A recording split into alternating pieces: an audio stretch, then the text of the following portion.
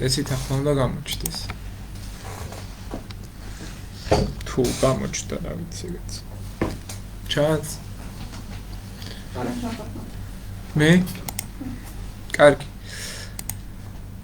მოდი შევაჯამოთ ახლა რაც ვისაუბრეთ, იმიტომ რომ ფაქტობრივად ეს ის დაგვებნა და მიგვებნა და ხელახლა და ხო, მოკლედ, რაზეც ვისაუბრეთ და იქედან განვაგრძობ მე უკვე თავიდან შევაჯამებ და ეხლა Microsoft Note-ი აღარ ფუნქციონირებს. ხო, ესეც გასწორდა. მოკლედ, ისლამი არის სამსოფლიო რელიგიაში ერთ-ერთი ყველაზე ბოლო. ამ რელიგიებმა, ქრისტიანობამ, ბუდიზმმა, იუდაიზმმა, რაღაც ქრონოლოგიური ხაზით რო გავყვეთ, გაიარეს ძალიან ბევრი გზა, რომ ისლამამდე მოსულიყო და ზოგადად თეოლოგიაში არსებობს ისლამის როგორც ესეთი ყველაზე ახალი რელიგიის რაღაც ასე ვთქვათ, გამაცოცხლებელი ძალა აქვს თითქოს, რომ ამ რელიგიამ შეძლო და ხელახლა სამყაროს შეახსენა თავისი მორალური ვალდებულებები, რაც ადამიანური თვალსაზრისით უნდა დაიცვას ადამიანებმა ერთმანეთთან მიმართებაში. და შესაბამისად, მიუხედავად იმისა, რომ ისლამი მუჰამედს არ აღიარებს მოციქულად, მაინც უნდა გამოიკვეთოს, რომ იგი ქმნის და ეხლა როგორია, რომ შექმნა ესეთი რელიგია, რომელსაც მილიარდამდე ასე ვთქვათ, მიმდევარი ყავს და დღეს ერთ-ერთი ყველაზე ესეთი ცნობილი რელიგია და ყველაზე ბევრი მათ შორის მიმდევარი ყავს ისლამს. შესაბამისად, ქრისტიანობამ საფუძვლები ისლამს აქვს ქრისტიანობიდან აღებული. თვითონ ყურანში, ისლამის წმინდა წიგნში ბევრი რაღაც არის ისეთი დაწერილი, რომელიც იესოს აღიარებს, მოიხსენებს ღმერთად. თვითონ ისლამის მიმდევრები არ ამბობენ, რომ იესო არის ღმერთი, ის რაღაცა ჩვეულებრივ ქადაგებლის დონემდეა თითქოს დაყვანილი ერთი შეხედვით, მაგრამ რეალურად ყურანში ძალიან ბევრი მტკიცებითი ფორმა არსებობს, რომ იესო არის ღმერთი. მარიამსაც აღიარებენ, ისად არის იესო მოხსენებული, მუსად არის მარიამი მოხსენებული და მარიამის ღვთისმშობლად არის ფაქტობრივად აღიარებული და შეიძლება ითქვას, რომ ქრისტიანობასა და ისლამს ერთი შეხედვით მიდგომა მთავარი რა ქვია, რელიგიური თვალსაზრისით ხასიათი, რომ რაც აქვს წესი მთავარი, ხო, რომ სიყვარულს უნდა ქადაგებდეს, ხო, სიძულვილი ყველას, პირიქით სიყვარული ყველას და სიძულვილი არავის, ხო, ეს არის მთავარი პრინციპი ფაქტობრივად ამ ორივე რელიგიის აქვს და ახასიათებს და რომ ვიღაცას რო კითხო, რომ რა განსხვავებაა, შეიძლება ითქვას, რომ რაღაცა კონკრეტულ დეტალებში თუ არ ჩახვედი, ამ რელიგიების ხასიათის განსხვავებულობას დიდად ვერ გაიგებ. იმიტომ რომ მართლაც ერთი და იგივე ხასიათის რელიგიებია და მოკლედ რომ შევაჯამოთ, ეს ბედუინები, რომლებიც არაბეთის ნახევარკუნძულზე ცხოვრობდნენ, ცნობილი იყვნენ ამ ჯაჰილით, ანუ უცოდინრობით, უმეცრებით და მათ ჰქონდათ ისეთი ხასიათი ცხოვრების სტილი, რომ შეიძლება ითქვას, რომ ყველაზე მეტად მათ ჭირდებოდათ რაღაცა ახალის მიღება და აი აქ თქვენ ხედავთ პირველ იმას ნაწილს, როგორც წავიკითხეთ და გავარჩიეთ, როგორც ცხოვრობდნენ არაბები ისლამის მიღებამდე.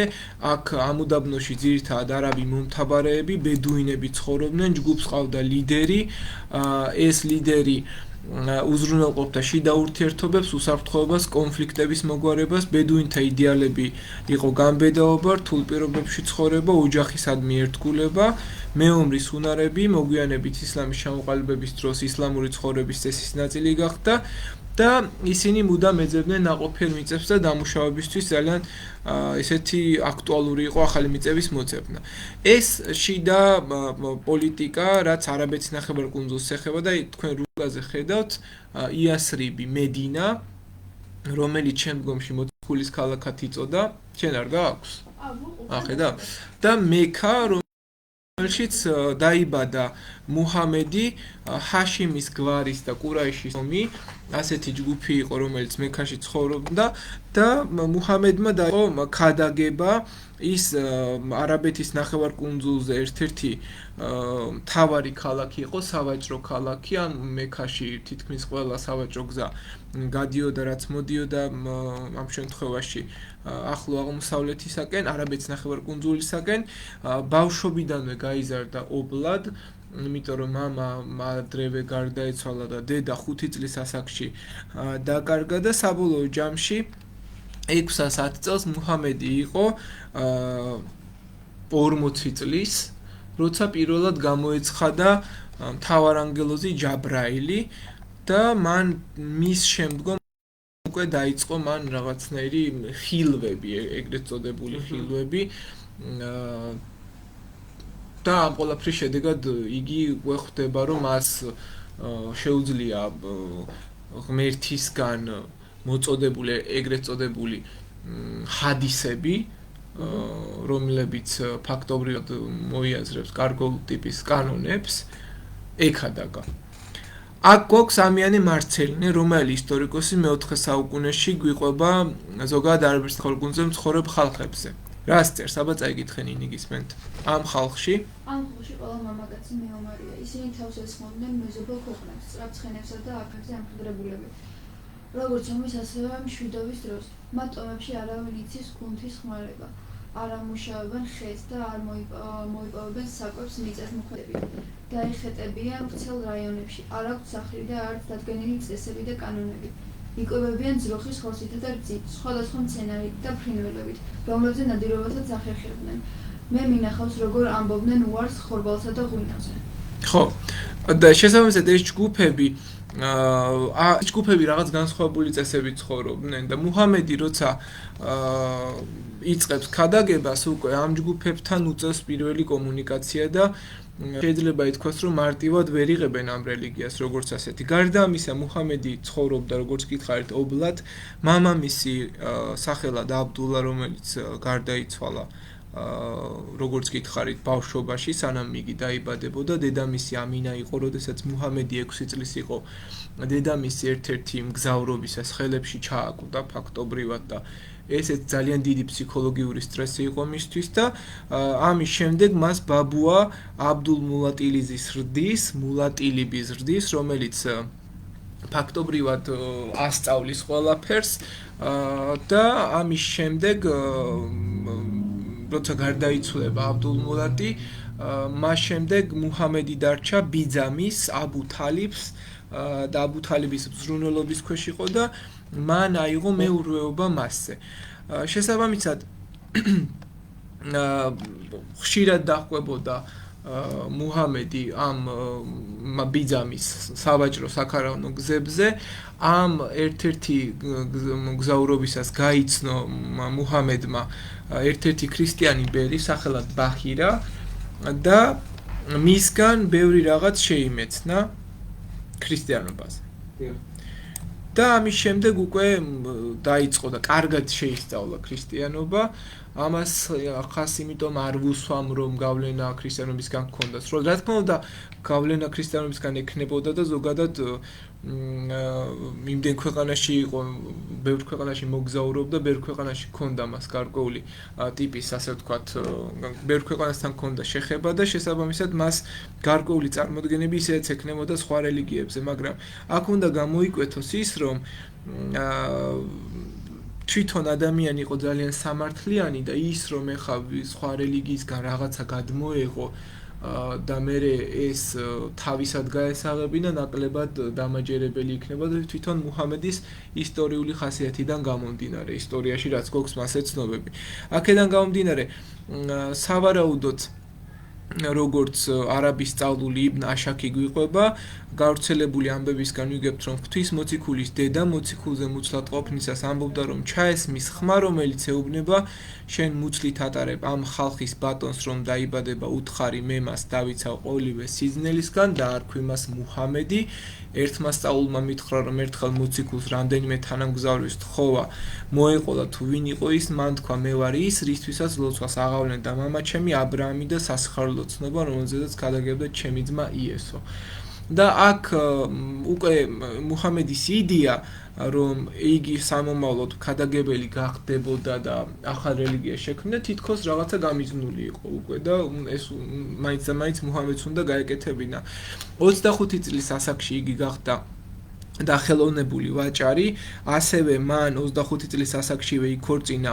ხადიჯაზე, მდიდარ პატივცემულ ვაჭარზე, რომელიც მასზე 15 წლით უფროსი იყო და შეიძლება ითქვას საკმაოდ გამოცდილი ქალი იყო. ხადიჯამ მუჰამედის პატიოსნება და საქმე ნიჭი დააფასა, შემდეგ იქორწინა მასზე, ძალიან მშვიდი ჰარმონიული ცხოვრება ჰქონდათ, ერთად 6 შვილი ჰყავდათ ერთად. და ყველაზე ცნობილი ქალიშვილი მისგან იყო ფატიმა და შეიძლება ითქვას, როცა ხადიჯა გარდაიცვალა, მას შემდეგ მუჰამედი დაქორწინდა სხვა ქალზე, რომელთა ქორწინებებიც პოლიტიკურ, სოციალურ, ჰუმანიტარულ მიზნებს ემსახურებოდა და მისი ცოლები მჭიდროდ იყვნენ ჩართულნი ისლამის გავრცელებასა და ქადაგებაში. და ფაქტობრივად ეს პერიოდი მანამ სანამ მუჰამედი ოფიციალურად გააქტიურდებოდა პოლიტიკური ცხოვრებით, იყო ძალიან მშვიდი, სტაბილური და ცდილობდა მუჰამედი მიმდევრები გამოეჩინა. 610 წლიდან 622 წლამდე, როგორც წეგან გითხარით, მუჰამედს ბევრი მიმდევარი არ ჰყავდა, ათეული მიმდევარი ჰყავდა. საერთოდ სულ თავიდან 4-5 მიმდევარი ჰყავდა. აქედან ერთი მისი ცოლი იყო, ერთი მისი მეგობარი აბუ ბაქრი, რომელიც შემდგომში ხალიფად დანიშნა, უფრო სწორად მემკვიდრეობით ერგო და ესე გამოვიდა ფაქტობრივად რომ დანიშნა. და შვილები, რომლებიც სავარაუდოდ ასევე მისი მიმდევრები იყვნენ და რამდენიმე ათეულ ადამიანზე საუბარი. შესაბამისად, ეს რელიგია ვრცელდება მერე ნელ-ნელა. 622 წელს უკვე იგი იძულებული ხდება, რომ მექიდან მედინაში გადასახლდეს, რომელიც პოლიტიკური მიზეზით იყო განპირობებული. მექიდან მედინაში გადასახლებას, აი აქ თქვენ ახლა ხედავთ სხვადასხვა მექას და მედინას გაჩვენებთ რუკაზე, აი მექა და მედინა გადასახლდება მექიდან მედინაში, იმიტომ რომ პოლიტიკური თვალსაზრისით გაიპარება, ანუ ზოგადად ქალაქის დატოვება მექაში მცხოვრები ტომებისთვის იყო აკრძალული, რაღაც ღალატთან იყო დაკავშირებული და გადაწყვეტს, რომ იგი ღამით გაიპაროს რამოდენიმე ათეულ ადამიანთან ერთად.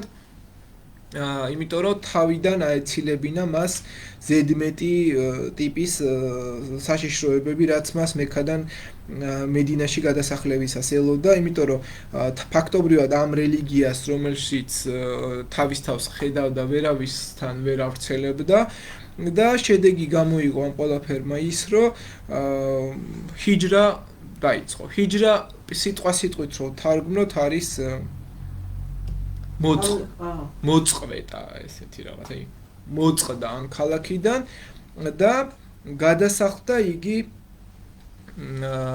მედინაში, რომელსაც მერე მას უწოდა მოციქულის ქალაქი იასრიბი. როდესაც იგი მედინაში ჩავიდა, იქ დახვდა 2 ებრაული ტომი და 3 არაბული ტომი, მონოთეისტი ქრისტიანები და როგორც გითხარით, მონოთეიზმი ერთი ღმერთის იდეას ხადაგებს და შესაბამისად მონოთეისტები ისედაც დევნილები იყვნენ და 622 წლის შემდეგ, ანუ ჰიჯრის წელთაღრიცხვა შეიძლება ითქვას, იმიტომ რომ ზოგადად ისლამურ ტრადიციაში არ არსებობს, აი ჩვენ ხო გვაქვს ქრისტეს შობა 1 წელი და ვითვლით ამ ყველაფერს და ისლამურ ტრადიციაში 622 წლიდან აითვლება ფაქტობრივად წელთაღრიცხვა და არსებობს ისლამურ კალენდარში ჰიჯრით ათვლილი ეს წლები, ფაქტობრივად წლევანდელ 2022-ს გამოკლებული ის რა ქვია 622 ესე გამოდის, რაც აკლდება ხოლმე და ჰიჯრით უფრო უკან არის წელთაღრიცხვა ფაქტობრივად. ოღონდ რაღაც გადაყვანა ხდება სპეციალური ფორმული ძალიან მარტივად და ეს არის ერთ-ერთი დეტალი. იქ როდესაც გადავიდა მედინაში, მოკლედ რომ ვთქვათ, ებრაული ტომები დახვდა, 3 არაბული ტომი და მონოთეისტი ქრისტიანები და მათ ერთმანეთში ჰქონდათ კონფლიქტი და მუჰამედმა თქვა რომ მე შემიძლია თქვენი კონფლიქტი მოვაგვარო და ეს კონფლიქტი მოგვარდება ძალიან ისეთი ბიუროკრატიული წესებით. რასაც მე თქვენ დაგიწერთ საქალაქო სამართალს ფაქტობრივად და ეს წესები თქვენ შეგარიგებთ როგორც ასეთი და ეს ფაქტობრივად იქ ჩამოაყალიბა თეოკრატიული სახელმწიფო. შექმნა თეოკრატიული სახელმწიფო. თეოკრატიული სახელმწიფო რას ნიშნავს? თეოკრატია რას ნიშნავს ზოგადად? თეოს არის რა? ღმერთი. კრატოს მმართველობა, ხო? თეოს კრატოს არის ღმერთის მმართველობა, ანუ ღმერთის კანონებით მმართველობა, იქვე ააშენა მოციქულის ქალაქი მედინაში, ეს არის ასე გამოიყურება, იქვე დაწერა ყურანი და მოდი ახლა აქ დეტალებსაც რო ჩავყვეთ და რაღაცებს არ გავყვეთ და ზოგადად ახლა საიდან დაიწყო ახლა მუჰამედის ხილვებზეც რო ვისაუბროთ, მუსლიმები მუჰამედ ზოგადად გამოეცხადა წეღან როგორც გითხარით 610 წლისთვის მუჰამედს ჯაბრაელი, მთავარანგელოზ ჯაბრაელი გამოეცხადა, მან მისცა პირველი ასე ვთქვათ შეგონება თუ რა უნდა გაეკეთებინა და როგორ უნდა ეკადაგა და ზოგადად ისტორიაში არსებობს ფაქტები, რომლითაც თითქმის დასტურდება რომ მუჰამედს სჭირდა ეპილეფსია. ერთ-ერთი ვერსიით ეპილეფსია არის დაავადება, რომელიც მისი სტრესული ბავშვობიდან გასაკვირი არ იქნება, ეხლა რო ქონოდა, ეხლა მამა არ ყავდა, მამის გარეშე იზრდებოდი, დედა ხელებში ჩაგაკვდა 6 წლის ასაკში და ეხლა იმის შემდეგ იზრდები ბაბუასთან და მერე ბიძასთან და რა ვიცი ეხლა ჩვენს თავზე რო წარმოვიდგინოთ, საკმაოდ რთული ბავშვობა გქონდა და ეპილეფსია გქონდა მას და ეს ეპილეფსია არის რაღაცა მომენტი, როცა შენ თითქოს გადიხარ სამყაროდან მართლა, რაღაცა ითიშები გონებრივად და ძალიან რთულია შენი მობრუნება სამყაროში პირდაპირ მნიშვნელობით. ამ დროს ესეთი არეულია შენი კონება, რომ იმას ვერ კითხულობ. ხო, საერთოდ შეიძლება არც გახსოვდეს, გაითიშო უბრალოდ და ამ მომენტში თუ ვინმე არ დაგეხმარა, შეიძლება უბრალოდ შეპყრობილობა ეპილეფსიას მიაწერეს ექიმებმა. ხო, ეგ თეოლოგიაში ბევრი ასპექტები არსებობს დაავადებებთან დაკავშირებით, რომელიც რაღაცასთან მიეწერება, მაგრამ წმინდა ესეთი თვალსაზრისით ამას ჰქონდა ესეთი დაავადება, რომელიც მაშინდელ ვითარებაში ახლა ეპილეფსია რო გაქვს და თან თავი მოგაქვს მქადაგებლად, მგონი ძალიან ისეთი დამაჯერებელი იქნებოდა ეს ფაქტი. თუ გინდა ის შემოიტანეთ, რო რაღაცა. ხო, თუ სადმე შეერთებთ, ოღონდ ეგ არის. ან ცოტათი მაინც რო შემოწიოთ. ხო, აქედან გამომდინარე მუჰამედს ეს გამოცხადებები ჰქონდა, იგი ადიოდა სინას მთახო არის, აი ქრისტიანობაში, იუდაიზმში. ეს ადიოდა ჰირას მთაზე. აი გაჩვენებთ ახლა პრეზენტაციაშიც. აი ეს არის ჰირას მთა. აქ არ არის შესაერთებელი. ვერ შემოტრიალდება. იცი რა ქენი? იქ მესამე სართულზე დამაგრძელებელია. ის ჩამოიტანე. აი მარჯვენა მხარეს თაროზე დევს და იქ შემოატანე და ისე იქცქენ. მართალია ლევანი გაიყინება, მაგრამ ხო, მოკლედ რომ განვაგრძოთ, ჰირას მთა იყო, სადაც ადიოდა ხოლმე გამოცხადებებისთვის და იქედან ეგრეთ წოდებული ახალი ჰადისები ჩამოჰქონდა. ეს ჰადისები იყო ახალი კანონები, ალაჰის სიტყვა. ფაქტობრივად, ზოგადად ყურანიც, აი როგორ სახარებისგან განსხვავებით, ყურანი როგორია? სახარება არის სიტყვა, ხო? სახარება ნიშნავს ღმერთის სიტყვას. გახარებს რაღაც სიტყვებით, მაგრამ ყურანი არ იკითხება. ესე ვერ წაიკითხავ. ყურანი იმღერება. ეს არის რაღაც რეჩიტაცია ფაქტობრივად და მღერი რა ამას. ამიტომ არის რომ ყველგან ისლამურ საზოგადოებაში ყველგან არის თავისი ასპექტი გამოკვეთილი, რომ ყველგან იწყება ხო ლოცვის დროს მღერიან ამას. აი ესე რომ წაიკითხო დიდებალ შენ და ღმერთო შე ესე არ იწყება ხო?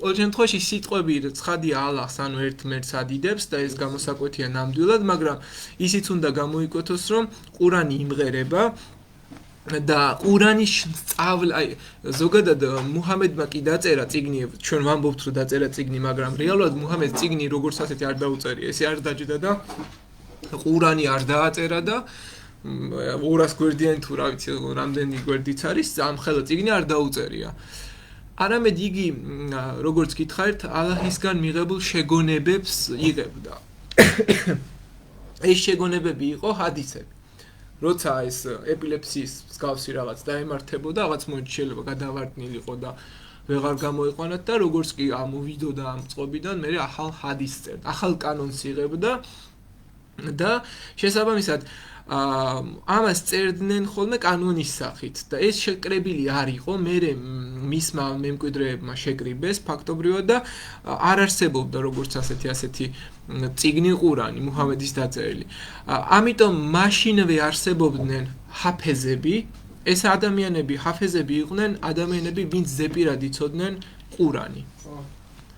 და ზოგადად დღევანდელ ისლამურ ტრადიციაში არსებობს ძალიან ბევრი, ყველა ოჯახში უნდა იყოს ერთი ჰაფეზი. ანუ ყურანთ მცოდნე. რომელიც ფაქტობრივად უნდა შეწირო ალაჰს და ეს ღმერთის შვილად ითვლება ფაქტობრივად და ძალიან დიდი მადლია ვის ოჯახშიც ახლა ჰაფეზია მე მყავდნენ მოსწავლეები რამოდენიმე რომელიც ჰაფეზები არიან დღესაც და დადიან მე იქ თუ შიიტური საზოგადოების წევრები არიან მე იმამები ხდებიან და ასე შემდეგ გრძელდება მოკლედ ამას აღარ ჩავეძიები დეტალებს ყოველ შემთხვევაში ეს ყურანი ზეპირად იცოდა ყველა და როცა ის დაწერა მედინაში ყურანი თვითონ შედგება 114 თავისგან, სურისგან და თავის მხრივ იყოფა ეს აიებად და ეს წიგნი გახდა შემდგომში რომელიც უკვე მისმა მემკვიდრე ხალიფა ოსმანმა დაწერა და ამას გეტყვით უკვე როგორ მაშინ ჩამოყალიბდა და დაიწერა. აი მაგალითად ყურანში სურა 4-ში ესეთი რაღაც წერია. გამოეცხადე შენ უფლის სახელით, რომელმაც შექმნა ადამიანი შედედებული შეკრული სისხლისგან, გამოეცხადე რომ შენი უფალი ყველაზე დიდებულია, რომელმაც ადამიანს კალმის გამოყენება ასწავლა.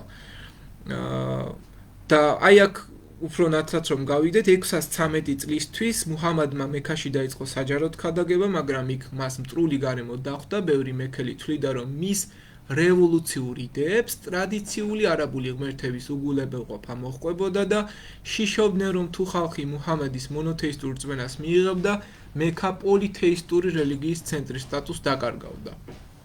იმიტომ რომ მექაში ძალიან ბევრი ღმერთი თავისი არსით ანუ იდიდებოდა, ყველა დიდებდა თავის ღმერთს და ეს არ მოსწონდათ უკვე მექელებს და ამიტომ მერე იძულებული გახდა, როგორც გითხარით 622 წლისთვის იგი გადასახლებული იყო მექადან მედინაში.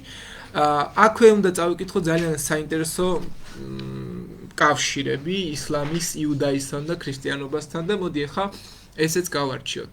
ქრისტიანებისა და იუდეველების მსგავსად მუსლიმებიც ერთ ღმერთს ალაჰს ეთაყვანებიან, თუმცა მუსლიმები იესოს წინასწარმეტყველად მიიჩნევენ არა ღვთის ძედ და ღმერთად, მიიჩნევენ არა ღვთის ძედ და ღმერთად, წინასწარმეტყველად მიიჩნევენ მოკლედ. ღმერთ არ არის, თუმცა დღემდე დავა ამაზე რომ ყურანში რეალურად იესო ღმერთად არის აღიარებული. ხო, იმიტომ რომ ბევრი ვერსია ესეთი სადაც ხო, სადღაც 67 ფაქტი არსებობს ასეთი თუ სწორად მახსოვს ეს ციფრი. ხო, სადაც მტკიცებით ფორმაში თითქოს ქრისტიანები უმტკიცებენ ისლამის ჩემთვის როგორც ახლა ქრისტიანისთვის საერთოდ არსებითი მნიშვნელობა არ აქვს. ახლა ისლამი რას ამტკიცებს ჭეშმარიტ ღმერთად ამტკიცებს იესოს თუ არა, იმიტომ რომ აქ არის რწმენის საკითხი პირდაპირ მნიშვნელობით და თუ ქრისტეს იქცევს და თუ ალაჰის იქცევს, ალაჰის იქცევს. არცებითი აზრი ამას არ აქვს. დავა იმაზე რომ ეს უფრო ჭეშმარიტია და ის უფრო ჭეშმარიტია. დღევანდელი გაგებით საერთოდ არ არის აუცილებელი. მუსლიმების აზრით ყურანი სრულყოფილად გადმოსცემს ადრინდელ გამოცხადებებს, მათთვის ეს არის ბოლო წმინდა წიგნი, ხოლო მუჰამადი საბოლოო წინასწარმეტყველი. და ეს ძალიან საინტერესოა, რომ ერთ-ერთ გამოცხადებაზე თითქოს მუჰამედი მოგზაურობს და ყველა წინასწარმეტყველს აი ავატარი თუ გაქვთ ნანახი ყველა წინასწარმეტყველს რო შეხვდება ერთ-ერთი ასეთი ჰადისია სადაც მუჰამედი მიდის და იესოს ხვდება მუსას ხვდება იოანეს აი ყველა ეს მის წინამორბედს და რაღაცა ავატარისეული იდეა გადმოდის თითქოს მასში და რჩევებს აძლევენ ისინი და ეს ძალიან საინტერესოა ახლა როგორ აი ეს ავატარი თვითონ ლეგენდა ამაზეა აგებული პირდაპირ მნიშვნელობით ანუ საიდან გაუჩნდა რეჟისორს აზრი აქეთ ამაზეა აგებული რომ მუჰამედი მიდის და იესოს ხვდება და რაღაც ესეთი ერთ-ერთი მინიატურაც არსებობს ასეთი უბრალოდ ამას მოძებნა უნდა და თუ მოძებნე გაჩვენებს რომ მუჰამედი შეხვედრა იესოსთან მოსესთან კიდევ და ამ სიტუაციით მოკლედ ესეთი კავშირი აქვს ქრისტიანობას გარდა ამისა სამივე რელიგიას წამს სამოთხის და ჯოჯოხეთის ისევე როგორც ებრაელები და ქრისტიანები მუსლიმებიც მთავარ წინაპრად აბრაამს მიიჩნევენ ამიტომაც სამივე წამს იუდაიზმი ქრისტიანობა ისლამი აბრაამისეული რელიგიებია მუსლიმები ქრისტიანებსა და ებრაელებს წიგნის ხალხს უწოდებენ რადგან თითოეულ რელიგიას აქვს ყურანის მსგავსი წმინდა წიგნი ჰიჯრაზე ვისაუბრე აღარ გავანმაგრძობ ჰიჯრა როგორც გითხარით გადასახლებას ნიშნავს ანუ მოწყვეტას და არაბულად წინასწარმეტყველის ქალაქს ნიშნავს კიდევ მედინა რომელიც იასრიბის სახელით არის ცნობილი და მან დაარსა და ჩამოაყალიბა ეს ქალაქი აი აქ თქვენ ხედავთ მინიატურას მუჰამედის ჩასვლა მედინაში ჩანს ხო? ხო ერთ-ერთი ეს არის 630 წელს 30 წლამდე იქ იყო 630 წელს ბოლოს უკვე მუჰამედი ხდება სამხედრო ლიდერიც ფაქტორად მუჰამედი ყველაფერს დაწერს იქ რაც დასაწერი იყო ქორწინების წესებს ლოცვის ტრადიციებს დაკრძალვის რიტუალებს ყველა კანონს მიიღებს აი წმინდა იურიდიული გაგებით ყურანი არის ძალიან კარგი თეოკრატიული კონსტიტუცია რა ხო გარდაცვლილებს არა ძის ჩასვლამდე გრძალავენ ხო და ეს კონსტიტუციური რაღაც კანონებია მოკლედ მიღებული და შესაბამისად სამხედრო ლიდერიც ხდება და 630 წელს წინასწარმეტყველი მუჰამედი თავისი 1000-ობით მიმდევართან ერთად მექაში გამოემგზავრა მექის ლიდერები დანებდნენ რადგან დარწმუნებული იყვნენ დამარცხებაში ტრიუმფით შევიდა გაანადგურა კერპები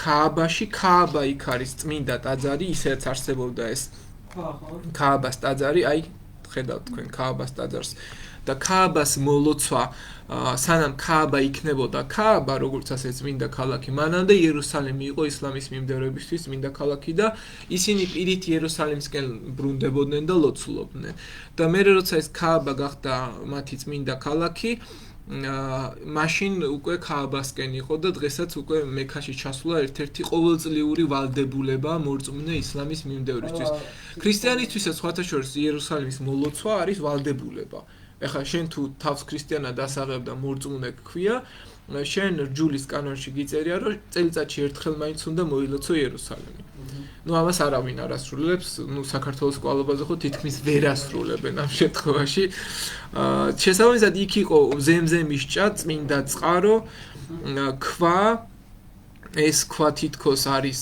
კოსმიური ქვა რომელიც ხო ეგეც არის და ამ ქვას მე ყველა დამყრობელი ყველა ისლამის მიმდევარ დამყრობელს თავისთან მიქონდა და დიდი იყო ეს ქვა სავიდან და მე ნელა დაპატარავდა და ეხლა ძალიან პატარა ნაჭერი აქვს ამ წმინდა ხო დაჭერილი და აღარ არის ფაქტორი ყველას თავისთვის დაამოატეხავდა ამ ქვას ნაწერს და სახში მიქონდა თავის იმაში რა ქვია. ასე რომ 630 წლისთვის ეს ტაძარი აიღო, ქააბა მის მფლობელობაში გადავიდა და 632 წელს უკვე იგი გარდაიცვალა. სხვადასხვა ვერსიით იგი გადაყვა, ერთ-ერთი ვერსიით იგი გადაყვა უკვე ამ ეპილეფსიურ იმას რა ქვია, კიდევ ერთ ეპილეფსიურ ამერკლებს ის თურს გარდაიცვალა. ხო, ვეღარ ამოვიდა. ხო, არის, ვინც ზონაში გარდაიცვლება ავატარის, მაგის მე აღარ იქნება მეტი ავატარი. ხო, რაღაც ეგეთი იდეა ყოველ შემთხვევაში აყებული და 632 წელს ბოლო წინასწარმეტყველად მართლა მოიაზრება. დაახლოებით 62 წლის ასაკში გარდაიცვალა და დიდი როლი ითამაშა მან არაბული ტომების გაერთიანებაში. რას ქადაგებს ისლამი? ერთი სიტყვით და ორი გაგებით, ხო? ერთი ღმერთი არსებობს ისლამში, ეს არის ალაჰი. მუსლიმთა ყველა სხვა რწმენაზე ჩვეულება ამ სწავლებიდან გამომდინარეობს. ისლამი გვასწავლის, რომ არსებობს სიკეთე, არსებობს ბოროტება და რომ თითოეული ინდივიდი საკუთარ ცხოვრებისეულ ქმედებებზე თავადაა პასუხისმგებელი და ყველა მორწმუნე მუსლიმს ევალება შეასრულოს 5 ვალდებულება, რომელიც ისლამის 5 ბურჯის სახელით არის ცნობილი. აბუ ბექრი, ესე იგი მუჰამედი, აბუ ბექრი, ომარი, ოსმანი და ალი.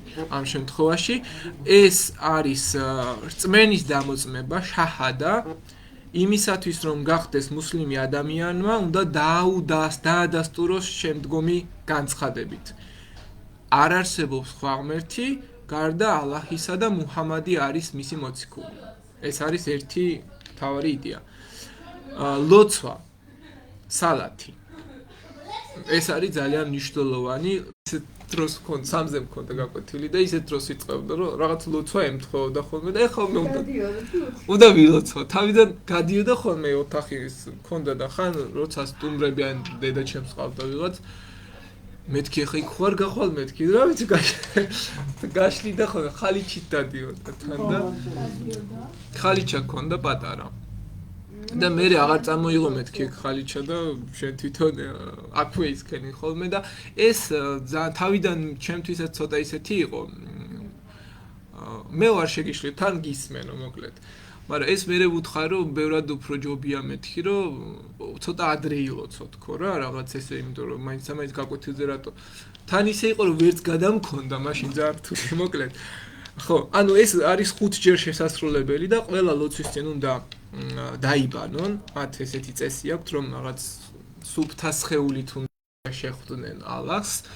მოწყალება ზაქათი და სადაყა ესეც არის ვალდებულება ვინც მორწმუნეა და მაგალითად ჩემი მოსწავლეები დღემდე მე რაღაცებს ჩუქნიდნენ რაღაც ლოცვის დროს განსაკუთრებით და მუჰამადი ასწავლიდა რომ ყველა მუსლიმი პასუხისმგებელია ღარიბების წინაშე მუსლიმები ამ სოციალურ პასუხისმგებლობას მოწყალების გაცემიდან სპეციალურ რელიგიური გადასახადის მეშვეობით აღასრულებენ მარხვა საომი ეს ვალდებულება მარხვა მუსლიმებს შეახსენებს რომ მათი სულიერი მოთხოვნილებები უფრო დიდია ვიდრე ფიზიკური და მომლოცველობა ესეც არის ერთ-ერთი ვალდებულება როგორც წეგან გითხარით ამას ქვია ჰაჯი ჰაჯი უნდა განხორციელდეს წელიწადში ერთხელ და მათ უნდა მოილოცონ ქააბას ტაძარი ეს არის მასჯიდ ალ-ნაბავი სოფლიოში სიდიდით მეორე მეჩეთი ქალაქ მედინაში ამ ადგილზე მეჩეთის შენებლობა თავად მუჰამადმა დაიწყო და აქვე არის მუჰამედის საფლავი რომელიც მოციქულის ქალაქად იასრიბშია აშენებული. კიდევ ერთი დღესაც ისლამური კალენდრის მე-9 თვის სახელწოდება ეს არის რამადანი, რომელიც მაის-ივნისს ემთხვევა. ამ თვეში განთიადიდან მზის ჩასვლამდე ყველა მუსლიმი მარხულობს და ეს არის რაღაცა ჩემთვის საკმაოდ ერთხელ დავიცავი მე ეს და ზოგადად ინტერესი მქონდა რომ აი რას განიცდია ამ დროს და ძალიან რთულია სიმართლე გითხრათ ბოლომდე ამის 3 საათზე არ ხომ ხო თან მithumetes როცა იმ სკოლაში ვასწავლიდი ეს რაღაცა მინდოდა ყოველ შემთხვევაში და ყველა მუსლიმი მარხულობს მარხვის დროს ისინი უარს ამბობენ ყველანაირ საჭმელს და ჩემი მოსწავლეები რომ ამას იცავდნენ და თან რაღაცა ესეთი ტრადიცია კი ისა კანონი კი არის რომ დაიცვან მარხვა ბავშვებს 12 წლამდე არ აქვთ ვალდებულება და არც ორსულ ქალებს განსაკუთრებით რომ დაიცვან მაგრამ მაღალკლასელები იცავდნენ და აი ამ თვეში სულ ყველას გაკვეთილზე ხომ რა ვიცი ზოგს ეძინა ზოგი საერთოდ არ დადიოდა ეს ერთი თვის განმავლობაში თითქმის და აი ძალიან ისეთ რთულ მდგომარეობაში იყვნენ და ძალიან ისე ვიყავი ხოლმე განწყობილი მე თვითონაც არც წყალს ვსვავდი არაფერს რომ რაღაც არ დაენახათ და მე თვითონაც რაღაცა შინაგანი ის მქონდა მოკლედ ძალიან რთული მარხვა, ერთი მარხვა აქვს ფაქტობრივად, როგორ არაფერი. იმაზე ხუმრობდნენ წელს, რომ ძალიან დიდი დაბნელება იყო მზის ერთი წუთი და მაშინ შეუძლიათ რა ჭამა მზის დაბნელებისას. ხო, მარხვა გულისხმობს მოთმინებას, თავდაბლობას, სულიერ სიმშვიდეს. ამ დროს ჩვეულებრივზე მეტად იკითხება ლოცვები. მარხვის დროს აუცილებელია მუსლიმმა ითხოვოს მოწყალება ღვთისგან, ილოცოს სწორი გზის საპონელად და ყოველგვარი საცურისგან თავის სასაიდელად. ჩემი მოსწავლეები ძირთად კარგი ქულები მას და რაღაცა ესეც თხოვდნენ ხოლმე ალას, მაგრამ თავისი მოცემულობა აქვს ამას და თუ ამას მართლა დაიცავ, ზოგადად მარხვა ესე და დიეტა ჩვეულებრივი რომ დიეტა ხო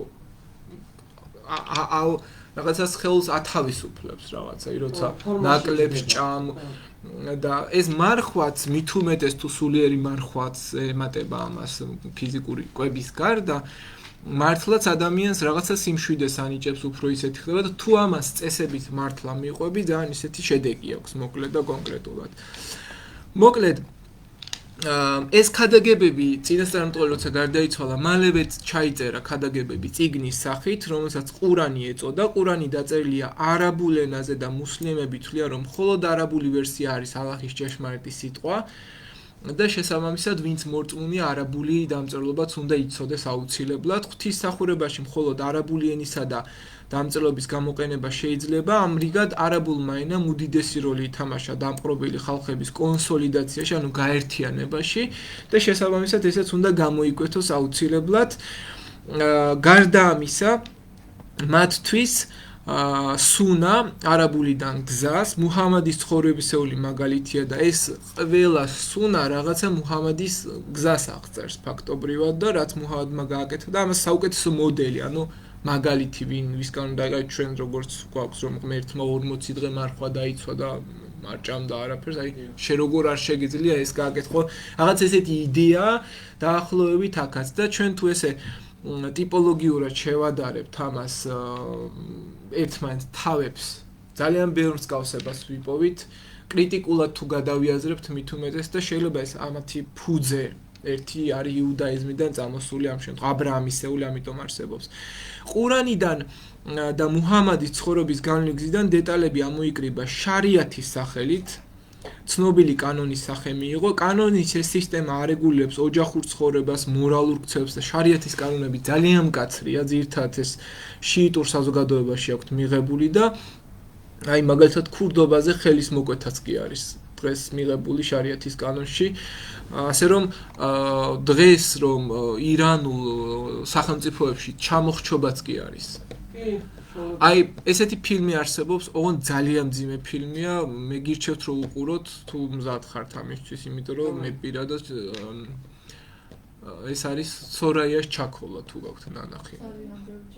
ჩაქოლები იმდენჯერ მაქვს ნანახი. ხო, მაგრამ ეს ფილმი ამ ფილმმა მოახდინა ძალიან დიდი გავლენა ზოგადად ყველაზე რა კუთხით, ანუ მან ეს მისი ისტორია გავიდა მსოფლიოს ფარგლებს, მისი ქვეყნიდან გავიდა და მოყვა ეს ამბავი და მოკლედ ძალიან მძიმე ფილმია, რომელიც ამ ირანული ისლამური შიიტური აი შარიათის ტრადიციებს განსაკუთრებით კარგად გამოკვეთს და სუნაში მოკლედ ძალიან ბევრი რაღაც აი ქველმოქმედება კაცის სიცოცხლეში მოწყალებად გაღებული ერთი ვერცხლი უფრო მნიშვნელოვანია ვიდრე 100 სიკვდილის წინ. ну ძალიან ლოგიკურია. აბაკვდები და თქვენი იყოს ყველაფერი ესე არ გამოდისო. რა? ხო. იდეა ეგეც ტყუილია რომ დააბრალეს, მაგრამ ყოველ შემთხვევაში იქ ხო გაკულტებულ დონეზეა, ასলে ქალის უფლებრივი მდგომარეობა ჯერ ხო საერთოდ თითქმის არაფერი არ არის და ამანაც გამოიწვია. დააპრეთ მშიერი, იზრუნეთ ავადმყოფზე და გაათავისუფლეთ ყველა ვინც უკანონო დაატყვეობაში. მერე ბრძოლა სარწმუნოებისათვის საბრძოლო დღისით და ღამით ლაშქრობა, ქალი, სამყარო და ყველაფერი მასში არსებული ღირებულია, მაგრამ ყველაზე ღირებული ამ ქვეყნად სათნო ქალია. მეც შემოვიჭრები აი ხო. ჩემს ცხოვრებაში. მობრძანდით. პუნქტი ხო არ გიპოვიათ? არა. ვერ ვიპოვეთ. ჭეშმარიტად საუკეთესო ქალი ისაა, რომელიც მცირედითაა კმაყოფილი. ხო. ну არა მარტო. მცირედით კმაყოფილდებოდით, ვინც თავის უდანაშაულო მონას სცემს და სახეში გაარტყამს, ცოდვას მხოლოდ მის გათავისუფლებით გამოისყიდის. კაცი, რომელიც თავის მონას ცუდად ექცევა, ვერასდროს შევა სამოთხეში. ძალიან კაი კანონებია რა გინდა. ქალი ისლამში. ყურანი ამბობს, რომ კაცები არიან ქალთა საქმეების გამკარგველნი. აი აქედან მოდის ფაქტობრივად ის არავის არ გაქვთ აქ ნანახი ეგ ფილმი. არა? ნახეთ დღეს. ხო, უბრალოდ ძალიან მძიმე ფილმია. ხო.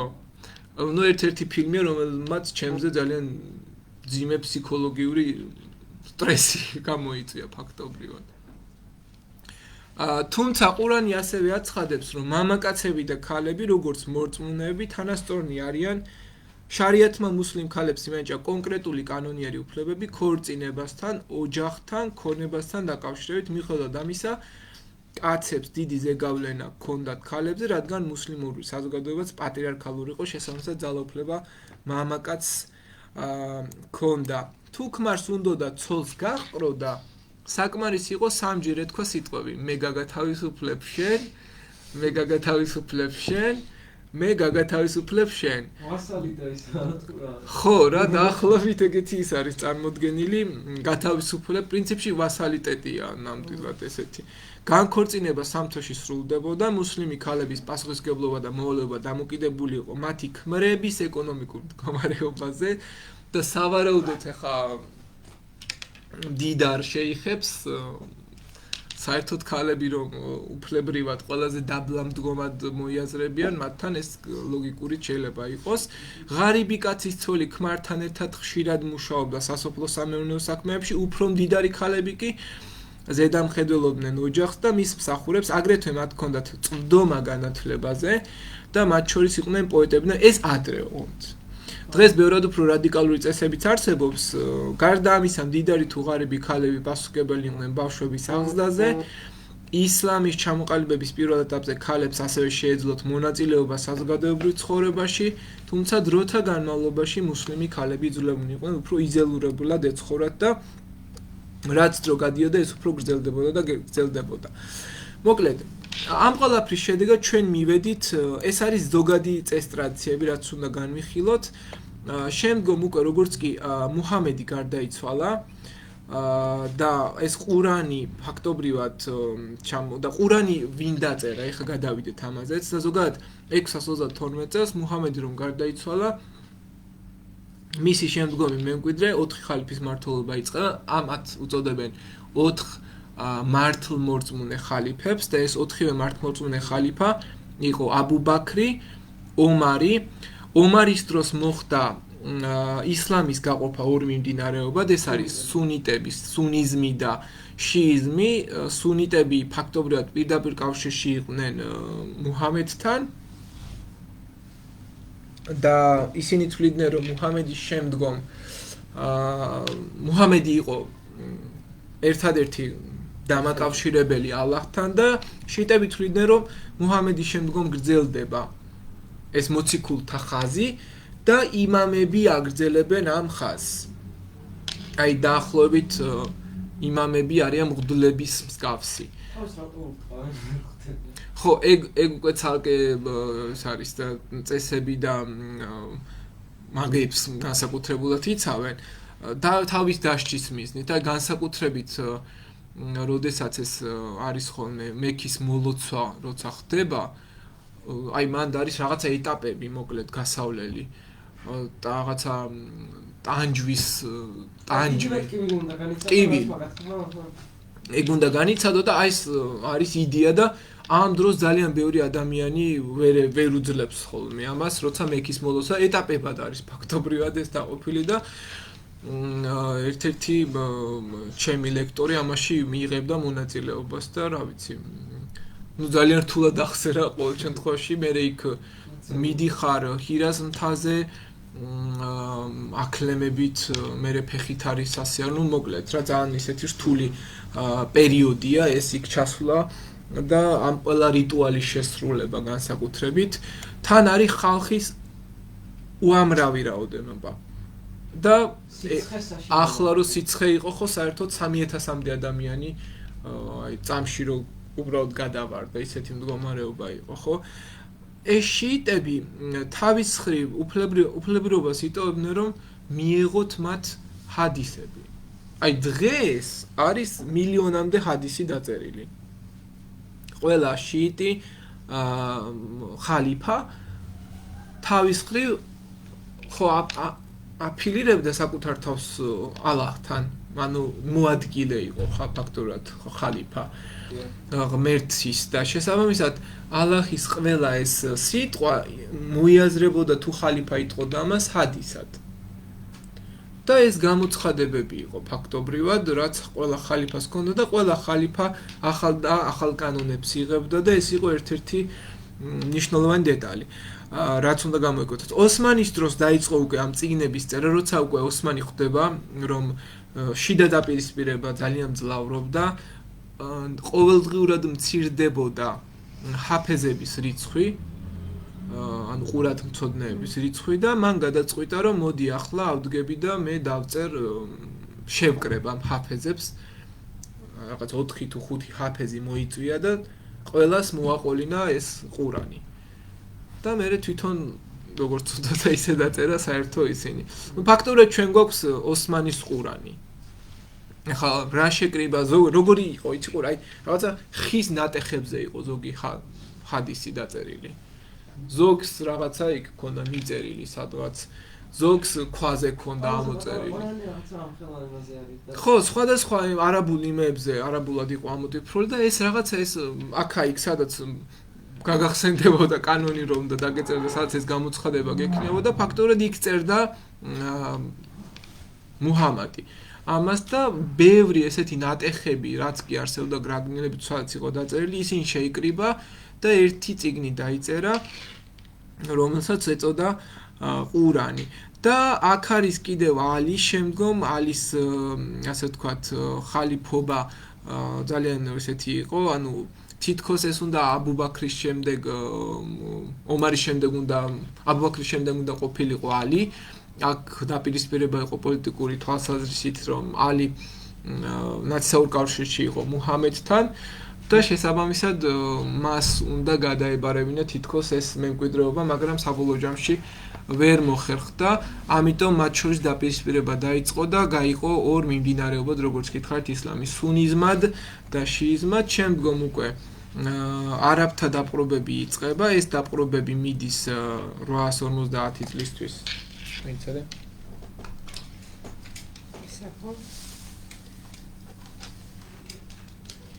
იმის გარშე არ ირთვება? გადაყავს? არ ირთვება, უბრალოდ ვერ გადახვალ HDMI კაბელის იმაზე.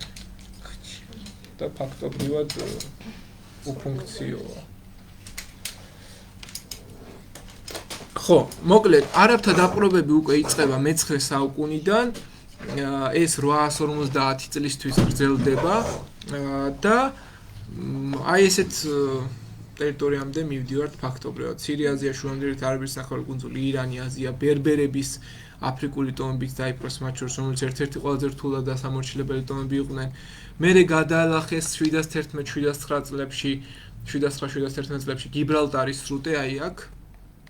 აქედან გადავიდნენ ესპანეთში, იქ დააარსეს კორდობას საამირო, ესპანური ტერიტორია და მერე გადავიდნენ საფრანგეთშიც და იქ ფრანკები თქვენ ისწავლეთ უკვე. და გახსოვთ შარლ მარტელი, კარლოს მარტელი, როგორ უპირისპირდება პუატიეს ბრძოლაში 720 კი შეაჩერა მათი სვლა 732 წელს და აი ესენი არიან ბერბერები. ვინც უნდა გამოიკვეთოს კიდევ. ხო, ეხლა რაც შეეხება დანარჩენ არაბებისთვის იყოფოდა მთელი ტერიტორიები სამ ნაწილად. ერთი იყო ომის ტერიტორია, სადაც უნდა მიხვიდე და ემომო და ისე უნდა დაიპყრო და უთხრა რომ შენ ხან ისლამზე გადმოდიან. მეორეა ზავის ტერიტორია და აი ზავის ტერიტორია მაგალითად ქართლთან გააფორმეს მათ, ქართლის მეფე სტეფანოზი როცა შემოვიდნენ არაბები 654 წელს, ჰაბიბ იბნ მასლამამ გააფორმა პირველი დაცვის სიგელი. დაცვის სიგელი არის ის, რომ თუ შენ დამნებდი უბრძოლველად, მე ამას ძალიან დიდ პატივს ვცემ და გიფორმებ დაცვის სიგელს. ანუ მე შენ გიცავ და რაღაც პირობები უნდა შემისულო. კერძოდ გადამიხადო ჯიზია და ხარაჯა და ნუ ხარკი რა ფაქტობრივად და 1-2 კაციც მომახმარო თოში ერთხელ 1-2 ბავშვიც რო გამომიგზავნო კარგი იქნება. ეს არის დაცვის სიგელის იდეა ზავის ტერიტორიასთან და მესამე არის მუსლიმური საზოგადოება, ნუ ყველა ამ შემთხვევაში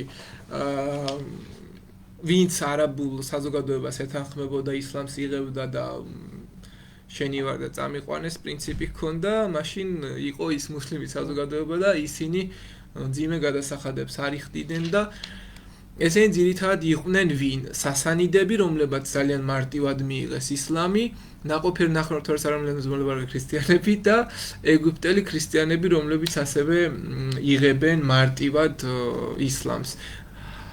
და მერე ჩვენ ახლა უნდა გამოვკვეთოთ აქ ორი დინასტია, რომელიც ასევე გამორჩეულად მნიშვნელოვანია, რომ თქვენ იცოდეთ, თუმცა ახლა მივყვეთ.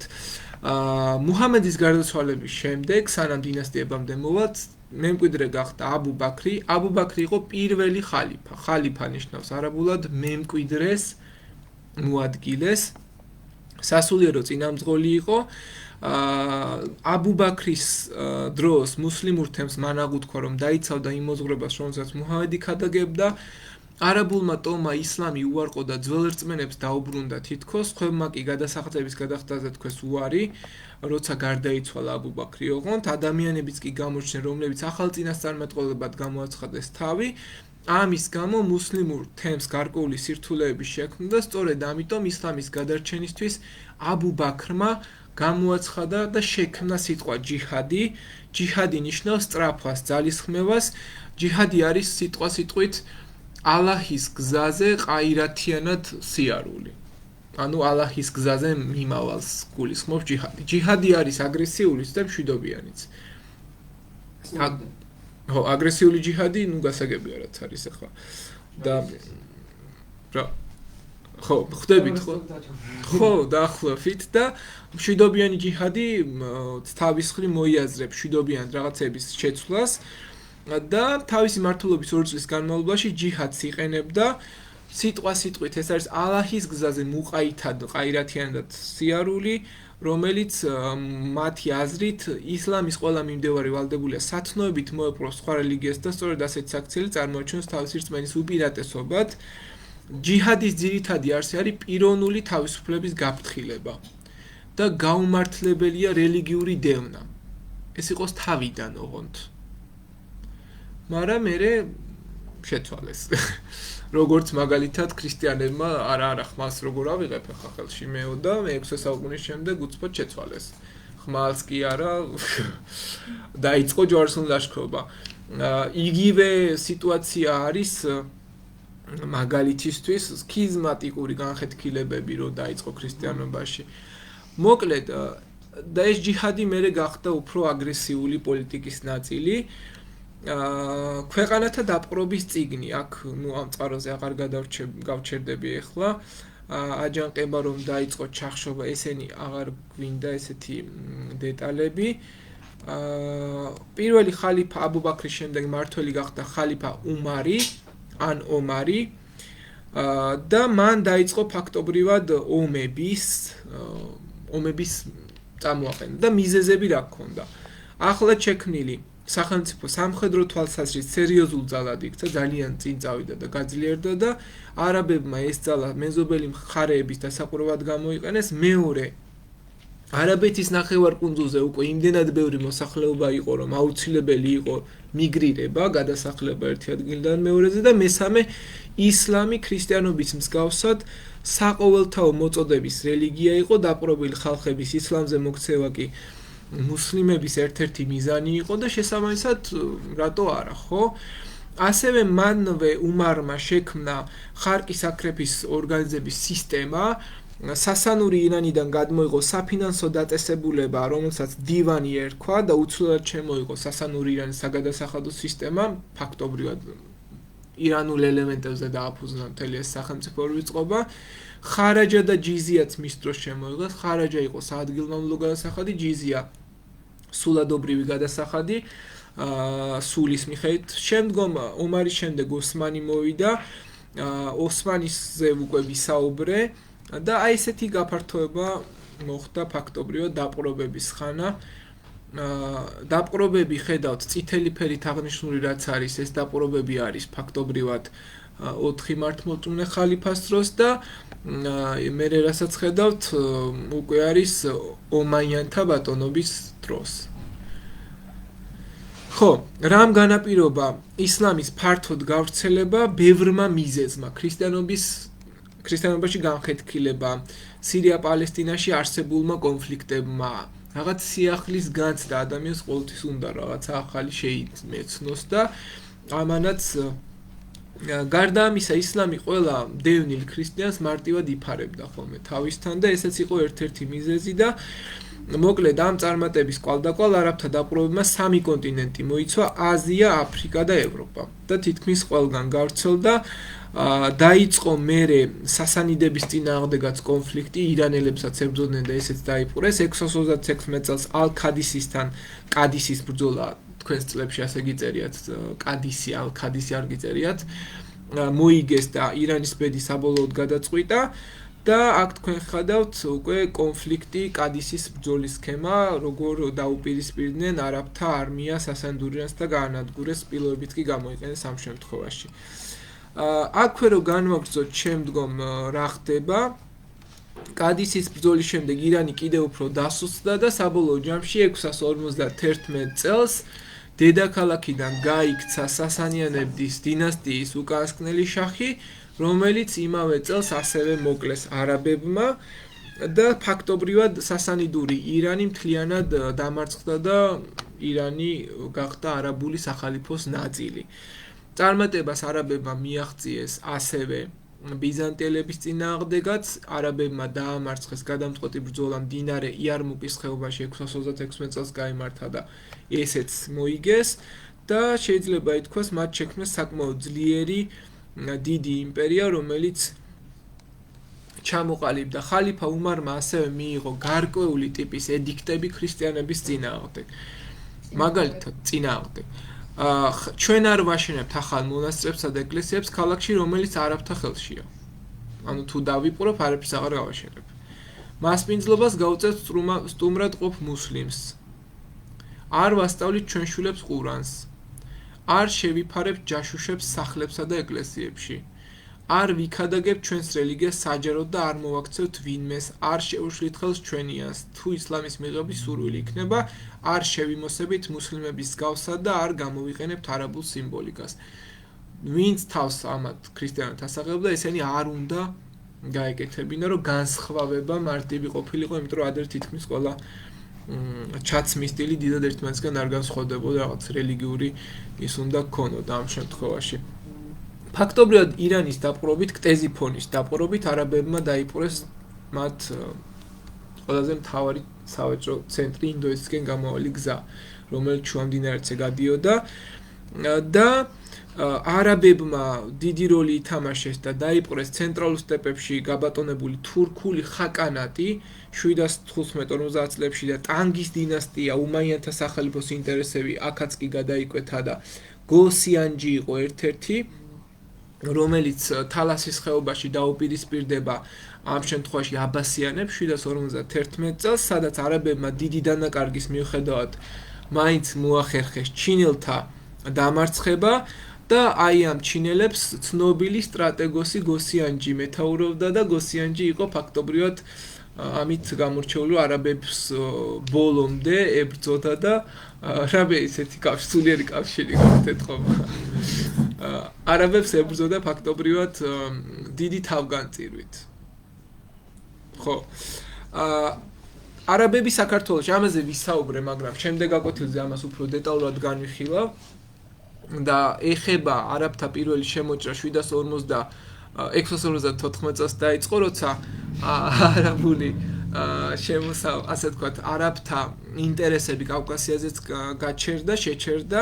არაბები ყველა დაპყრობილ ხალხთან ორხრივ დოკუმენტს, როგორც გითხარი, დაცვის სიგელს აფორმებდა და საბოლოო ჯამში არაბები როცა შემოვიდნენ, სტეფანოს მესამე იყო, მერე 721 წლის შემდეგ ხალიფა ჰიშამის მმართველობის პირობებში დაცვის სიგელს, საადგილმამულო გადასახადს, ხარაჯას, სულადობრივი გადასახადი, ჯიზიაც დაემატა და მერე თბილისის საამირო საერთოდ ცალკე გამოიყო და წადი ხა. საერთოდ ცალკე გამოიყო ეს თბილისის საამირო და ხშირად მოდიოდა არაბთა ხალიფასგან გამოგზავნილი სადამსჯელო ექსპედიციები და რაზმები, რომელიც ფაქტობრივად აოხრებდა თბილისის და თბილისის მიმდებარე ტერიტორიას. მათ შორის თბილისის ამირა სააკ ისმაილის ძედრო უხმობდნენ ქართველებთან საჰაკი, ბუღა თურქის ყუთლუ და მე აბულ კასიმის 853 და 914 წლებში შემოჭრისას ორჯერ დაისაჯა ამის გამო. 656 წელს რომ განვაგრძოთ, მოკლეს ხალიფა ოსმანი, დაიწყო სამოქალაქო ომი, რომლის დროსაც სხვადასხვა ჯგუფები ებრძოდნენ. ერთ-ერთი იყო ალი როგორც მუჰამედის ბიძაშვილი და სიძე. ეს არის ბოლო მართლმორწმუნე ხალიფა და მეორე არის ხალიფა ალი, სირიის გუბერნატორი მუავია დაუპირისპირდა.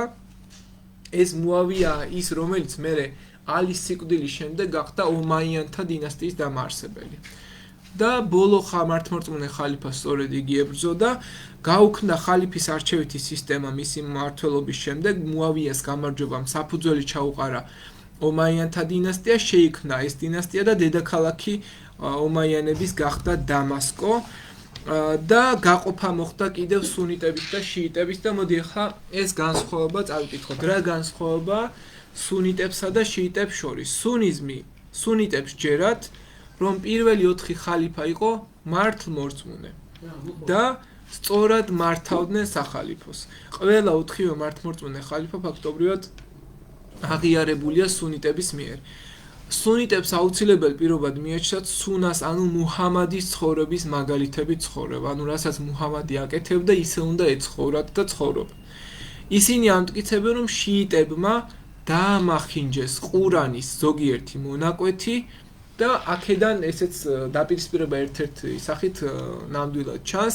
შიიზმი მათი რწმენით ალი წინასწარმეტყველის სიძე უნდა ყოფილიყო მუჰამედის შემცვლელი და აქ ხაზი უნდა გაესვას იმას, რომ ალი აბუ-ბაქრი სანამ აირჩეოდა, აბუ-ბაქრი კი არ უნდა ყოფილიყო მუჰამედის შემდეგ, არამედ თვითონ ალი უნდა ყოფილიყო და შიიტებს მიაჩნიათ, რომ ეს არასწორად მოხდა. ასევე არ აღიარებენ სუნას ავტორიტეტს და ამტკიცებენ, რომ სუნიტებმა დაამახინჯეს ყურანის ზოგიერთი მონაკვეთი და ეს ძალიან ისეთი ის არის, კათოლიკებსა და მართლმადიდებლებს შორის დაპირისპირება რა როგორ მოხდა. კიდევ ერთი ჯგუფი შიიტებთან სხვა მცირე რელიგიური ჯგუფიც არსებობს. ერთ-ერთი ასეთი ჯგუფი არის სუფიზმი და ხარაჯიზმი, რომელიც ასევე გამოკვეთილია. ხარიჯი არაბულად ამბოხებულს განდგომილს ნიშნავს და სუფიზმის თავდაპირველი მიმდევრები ჯერ კიდევ მე-7 საუკუნიდან უმაიანთა დინასტიის ზეობის ხანაში გამოჩნდნენ. მათი ცხოვრების წესი იყო ღარიბული, უარყვეს უმაიანთა მდიდრული ცხოვრება და ბრძოლა გამოუცხადეს მათ სუფიური გამოხატვის თავისუფალ ფორმებს, ცეკვას, პოეზიას, ორთოდოქსული ისლამი, ანუ ორთოდოქსულში გულისხმობ სუნიტურ და შიიტურ ისლამს, ეჭვის თვალით უყურებენ და ეს არის ძირითადად მათი იდეა. და ორი მთავარი ჯგუფია, მოკლედ როგორც გითხარით და ამით თითქმის ამოვწურავთ ჩვენს საუბრო თემას. უმაიანები, მოკლედ და აბასიანები. პირველი 4 მართლმორწმუნე ხალიფას შემდეგ სათავეში მოვიდნენ უმაიანები. უმაიანების დედაქალაქია დამასკო. აბასიანების დედაქალაქია ბაღდადი. უმაიანები კორდობას საამირო დააარსეს 756 929 წელს. იბნულუში ხო იყო მაგათი კორდობას? დიახ, ერთ-ერთი პროფესორი. კორდობას სახალიფო შექმნეს 929 1031 წელს და დამასკოს სახალიფო აქეთ ახლო აღმოსავლეთში, ამის შემდეგ უკვე ჩვენ ბაღდადის სახალიფო ცვლის დამასკოს 750-დან 1258 წლამდე ფაქტობრივად ბაღდადის სახალიფო არსებობდა. უმაიანები არარაბული წარმოშობის მუსლიმები განსაკუთრებით საზოგადოებრივი პრივილეგიებით არ სარგებლობდნენ. უმაიანების მართლობაში ქრისტიანებისა და ებრაელების მიმართ შედარებით ტოლერანტული განწყობა არსებობდა და დამახასიათებელი იყო და უმაიანებისთვის ძირითადი აქცენტი კეთდებოდა ვაჭრობისა და არქიტექტურის განვითარებაზე, რაც აბასიანების შემთხვევაში არ არსებობდა. აბასიანები ხალიფას კარზე პრივილეგიები მიენიჭეს აბასიანებს და არაარაბული წარმოშობის მუსლიმებს ასევე პრივილეგიებს ანიჭებდნენ. ბევრი სხვა რელიგიის მიმდევარი მოექცა ისლამზე აბასიანების მმართველობის დროს და განვითარდა ხელოვნება, ლიტერატურა, მეცნიერება და ტექნოლოგიები. ეს იმიტომ მოხდა, რომ აბასიანებმა ფაქტობრივად ირანული ტრადიციები და წესები შემოიღეს და ამ ყველაფერმა განაპირობა ისლამური ოქროსხანა მაგათი დამსახურება? ძალიან დიდი დამსახურება ნამდვილად ირანულ იმას მიუძღვის. ხო, და ეს ყველაფერი გრძელდება იქამდე, რომ გადანაწილება ესეთია მუსლიმური, აი სუნიტი მუსლიმები არიან დაახლოებით 83%, შიიტი მუსლიმები არიან 16% და სხვა მუსლიმური ჯგუფები არიან 1%, რომელიც ჩვენ შეიძლება ვთქვათ, რომ ასე გამოიყურება. ხო, ეხლა რა მიღწევები აქვს, ბარემ 40 პარაგრაფიც რო აგიხსნათ, 39 ისლამი და მე-40-იც, რა მიღწევები აქვს? ესე იგი, არაბებს აქვს თითქმის ყველანაირი მიღწევა ტექნოლოგიური მედიცინის თუ სხვა თვალსაზრისით, კვალიფიციური ექვიმები და მკურნალები ჰყავდათ ზოგადად.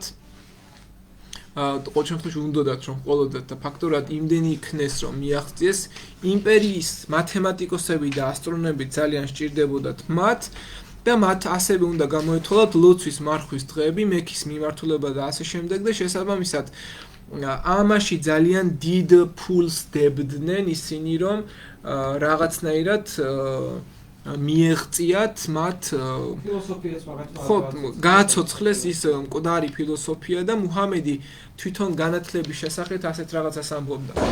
შეიძინეთ ცოდნა, ეს საშუალებას აძლევს განათლების მფლობელს განასხვავოს სწორი და არასწორი. ეს ძალიან ლოგიკური რაღაც არის. ცოდნის გარეშე ადამიანი ვერ განასხვავებს სწორსა და არასწორს. შეუძლებელია ამის. რათა გაინათოს გზა 60-ისკენ. განათლება არის მეგობარი უდაბნოში. განათლება არის თანამგზავრი. როცა უმეგობროდ ხარ. განათლება გვაბედნიერებს. განათლება გვამხნევებს გაჭირვებაში. მოდით შევცვალოთ. ისტორია გვიმარტივებს მეგობრებთან ურთიერთობას და გვიცავს მტრების წინააღმდეგ ბრძოლაში. ამიტომ განათლება აუცილებელია შეიძინეთ ცოდნა, აგერ მუჰამედის გეუბნებათ. მე ჩემი თუ არ გჭირათ, აგერ მუჰამედი. დაკარგულია ყოველი დღე, აი ეს აბასაც მუჰამედი ამბობს. დაკარგულია ყოველი დღე, როცა მუსლიმი არ ეძიებს ცოდნას. მუჰამედი ხო არ იყავით მას. მოკლედ. მე-9 საუკუნეში ხალიფა ალ-მამუნმა ბაღდადში ააშენა დიდი შენობა. ამ შენობას დაარქვა სიბრძნის სახლი და ეს იყო ბიბლიოთეკა, სამეცნიერო ცენტრი, საგანმანათლებლო ცენტრი. სწორედ აქ ითარგმნა ძველი ბერძნული ფილოსოფიური ნაშრომები, ჰიპოკრატეს, არისტოტელეს, პტოლემაიოსის სხვათა ნაშრომები და ქალაქი ბაღდადი ერთ-ერთი მთავარი წერტილი იყო. არაბებმა შექმნეს ასტროლაბი, მათ გამოიგონეს ფიქსირებული ფირფიტა, მბრუნავი რეტე, ფირფიტა იყო რუკა, რეტე იყო მოძრავი ღერძი, რომელიც დედამიწის ყოველდღიურ მოძრაობასთან მიმართულებით იცვლიდა ადგილს და ამ ხელსაწყოს გამოყენებით შეიძლებოდა დროის გამოთვლა, ციურ მოვლენებზე დაკვირვება. ასტროლაბი ძალიან პრაქტიკული ხელსაწყო იყო, რადგან მუსლიმები მისი მეშვეობით ადგენდნენ მექის მიმართულებას, რომლისკენაც უნდა მიბრუნებულიყო ყოველი მუსლიმი ლოცვისას და ეს იყო ძალიან ისეთი მნიშვნელოვანი რაღაც. ასე ვთქვათ, ბედუინი პოეტები ასევე ხოტბას ასხავდნენ, ლექსებს წერდნენ სიმამაცეზე, სიყვარულზე, კეთილშობილებაზე. ერთ-ერთი ყველაზე მთავარი ნაწარმოები 1001 ღამეა, რომელშიც მოთხრობების კრებულია და მეფე შაჰრიარის ამბით, რომელსაც პირველმა ცოლმა უღალატა და ასე შემდეგ გრძელდება, აღარ განვაგრძობ ხა ამ დეტალებს. და არაბული, ასე ვთქვათ, არქიტექტურა ერთ-ერთი ყველაზე ცნობილია და არაბული საზღვრების გაზრდასთან ერთად ფაქტობრივად სხვადასხვა ფერადი სიმბოლოებით, გეომეტრიული ფიგურებით, ორნამენტებით აფორმებდნენ წიგნებს, გუმბათებს, მეჩეთის, სასახლის კედლებს, ბაზრებს და მსგავსი ტიპის ორნამენტებს არაბესკები ეწოდებოდა და ეს ეგრეთ წოდებული მუდეჯარი სტილი იყო გავრცელებული მსოფლიოში და გამორჩეული, ასე ვთქვათ, დოქტრინა, რაც მედიცინის მამის სახელით მამას უწოდებენ, ეს არის იბნ სინა, რომელიც ადამიანის ჯანმრთელობასა და სნეულებებს იკვლევდა, ადამიანის სრულყოფილება ვერ მიიღწევა ჯანმრთელობის გარეშე. ხოლო თავად ჯანმრთელობა რამდენიმე აუცილებელი წესის დაცვით მიიღწევა, ჭამისა და სმის ზომიერი წესი. ჰაერი სწორად შერჩევა, ვარჯიში დასვენების სწორად წარმართა, ბოლოს კი მკურნალობა, რომელიც წამლებითა და ხელით ექიმობას აერთიანებს. ალ-რაზი ეს არის ასევე ექიმი, სპარსელი მეცნიერი. მან დაწერა ენციკლოპედიური ნაშრომი სახელწოდებით საიდუმლო წიგნი, რომელიც ეყრდნობოდა ბერძნულ, სირიულ, არაბულ, ინდურ მიღწევებს მედიცინაში და ცნობილი მეცნიერი ალ-ხორეზმი, რომელიც მე-17 საუკუნეებში ბაღდადში ცხოვრობდა, მან დაწერა წიგნი, რომელიც სამეცნიერო გამოცდილების იყო და მან შექმნა პირველი ალ-ჯაბრ უწოდა ალგებრა ამ შემთხვევაში წიგნი და ეს იყო ერთი გამოსაკვეთი ასპექტი. არაბული ციფრები სინამდვილეში ინდოეთში შეიქმნა, რეალურად არაბულს კი ვეძახით, მაგრამ სინამდვილეში შეიქმნა ინდოეთში და მსოფლიომ რადგან არაბების მეშვეობით გაიცნო არაბული ციფრები, ამიტომ უწოდებთ მას სამ კონტინენტზე გავრცელდა. ქალაქები კორდობა იყო ესპანეთში, უმაიანთა დედაქალაქი, კაირო იყო ფატიმიდების დედაქალაქი, რომელიც ასევე გამოსაკვეთია და იერუსალიმი, რომელიც ერთ-ერთი ცენტრი იყო ასევე.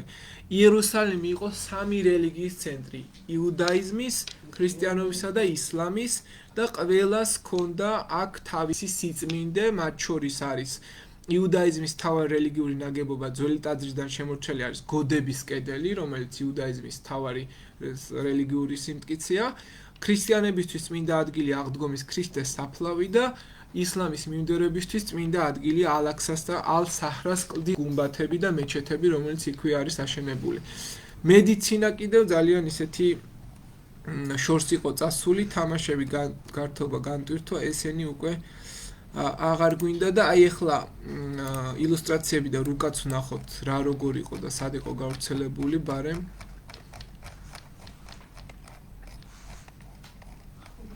აი ნახეთ, აი ესე გამოიყურებოდა ომაიანი ხალიფა მუავია, რომელმაც ჩამოაყალიბა მთლიანად ომაიანთა სახალიფო, მათ დაიპყრეს ეგვიპტე, მერე ისინი აბასიანებმა შეცვალეს, აი დამასკოს ხედავთ სად არის, ხო? და დამასკოდან მერე გადაიტანეს იქეთ დედაქალაქი ირანში ომაიანების შემდეგ აბასიანებმა და იქ გახდა ერაყი, გახდა ბაღდადი, გახდა მათი დედაქალაქი.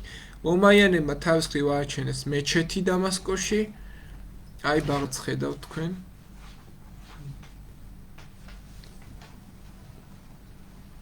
ასე გამოიყურებოდა ბაღდადი მე-10 საუკუნეში.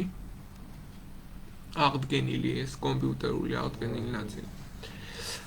მერე ბარმეკიანები მოდიან სავაზირო თანამდებობით. ბარმეკიანები ირანული წარმოშობის ჯგუფები იყვნენ და ვაზირები ხდებოდნენ, ჯარის მმართველები და ესეც ძალიან საინტერესოა. და ხალიფა ჰარუნ არ-რაშიდია ერთ-ერთი ყველაზე ცნობილი ხალიფა, რომელმაც აბასიანების დროს ოქროს ხანის მმართველობას მიაღწია. 946 წელს შიიტი ბუვეიანები მოდიან. შიიტები ასევე სპარსული წარმომავლობის არაბი შიიტები იყვნენ, ისლამის შიიტები იყვნენ, რომლებიც ბაღდადი აიღეს პირველად. ამით უკვე ცხადი იყო ის, რომ ბაღდადი იყო დასუსტებული, ხალიფა ნომინალური ტიპის მმართველი იყო და დიდ ფუნქცია მოვალეობებს ვეღარ ასრულებდა. და საბოლოო ჯამში არაბთა სახალიფო ბოლოს იშლება, ჯერ ამის შემდეგ სელჩუკები დაიპყრობენ 1055 წელს, მერე უკვე სელჩუკების შემდეგ მონღოლები 1058 წელს და ასე დასრულდება არაბული სახალიფოს არსებობა. ერთი დეტალი რაც უნდა დაიმახსოვროთ არის აი ეს სქემა. ნახეთ, არაბულ სახალიფოში, სახელმწიფოში სამი კულტურაა გაერთიანებული, დაჟე 4. გამოჩნდება ერთ წუთი. ნახეთ, არაბები აერთიანებენ არაბულ, ანუ ომაიანთა დინასტიით სათავეში, გამოჩნდა? ხო, არაბული და აქ არის ომაიანების სათავეში, მე არაბებმა შეითვისეს სპარსული და თურქული ელემენტები და აბასიანთა მმართველობის პირობებში მთლიანად ეს მმართველობა იყო ასეთი სპარსული და მე საერთოდ მონღოლებმა დაიპყრეს უკვე. ასე რომ კულტურა არეული მონღოლებმა მუსლი გაავლეს ამათ. მუსლი გაავლეს ნამდვილად მონღოლებმა ამათ და კიდევ ერთი ქრონოლოგიური ხაზი მინდა გაჩვენოთ. აი ამაზეც ვისაუბრე, მე 40 პარაგრაფიც აგიხსენით. ეს არის ბაღდადი.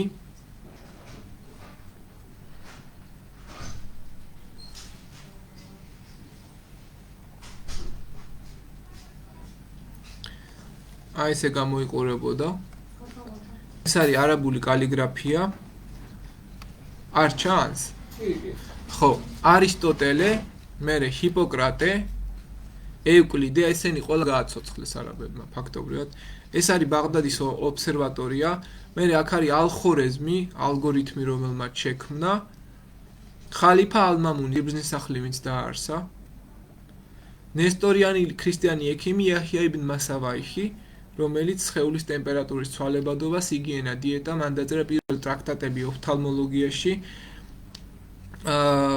ეს არის ცნობილი პიროვნება ამ კუთხით. ქრისტიანი ჰუნაინ იბნ ისჰაკი, არაბული მედიცინის მამა, ჰიპოკრატეს ფიცი მან თარგმნა. ალ-ფარიბი, მეცნიერებათა კლასიფიკაციის დაყოფა მას ეხება პირველად და მან ჩამოაყალიბა. აგერ ხედავთ კორდობას, არაბები ესპანეთში 1000 წლისთვის როგორ არის. კორდობას საამირო ომაიანთა დინასტიის სათავეში. დედაქალაქს ხედავთ, ცენტრი იყო ფაქტობრივად ეს მთელი და მაროკო არსებობდა როგორც სახელმწიფო. ჯერ არა. და აქ არის მუდეჯარი სტილი.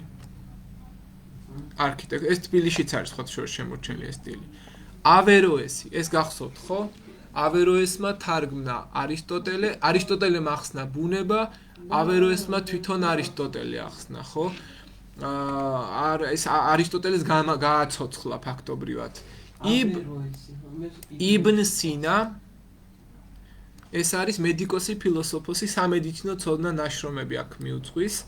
კიდევ ერთი არაბი სწავლული მოშე მაიმონიდი, ებრაელი ექიმი, ფილოსოფოსი.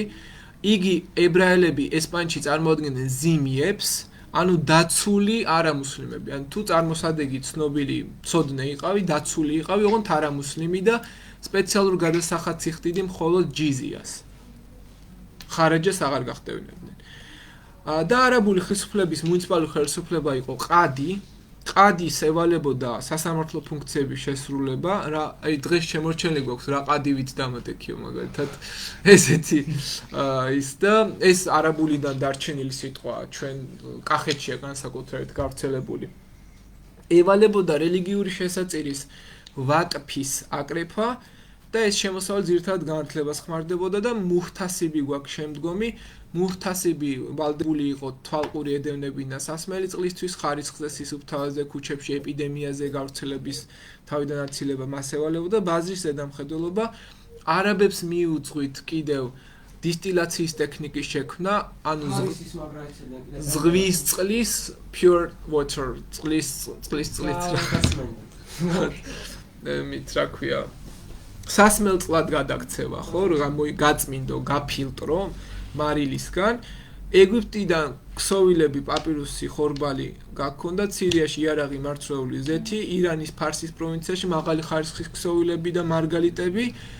აქვე გვაქვს დინარი, ბიზანტიური ოქროს ფული და სასანდური ვერცხლის ფული დირჰემი. იყენებდნენ სელის ქაღალდს. ხო. და აგერ არის მაგნიტური კომპასი, მათვე გამოიგონეს და ერთი ქრონოლოგიაც ბარემ რა პუნქტუალური, აი ზუსტად 1 წუთიღა დარჩა და ნახეთ აი ეს არის ქრონოლოგიური ხაზი, რაც უნდა მოკლედ აი ესეც თუ გააკეთებთ თქვენ სახლში, ძალიან გაგიმარტივდებათ აღქმა რეალობის.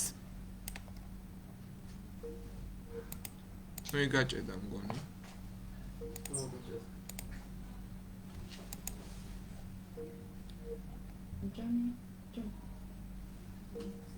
Google to watch on that. I saw Google. I didn't tell you Google.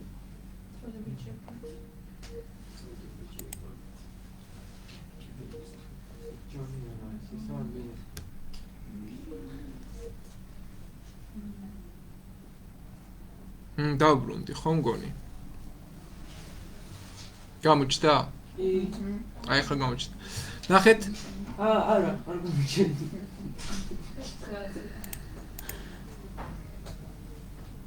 წესით უნდა ჩანდეს. ნო? არა. აი აქ რო მუსლიმი მმართველები არიან, ისე ხართ გაჭედილი თქვენ. აი ხა გამოჩნდება სავარაუდოდ. მე და მუსლიმი მმართველი ვიყოდა. და ხა აქ არ ვიცდე და მათი არ ყვებოდა.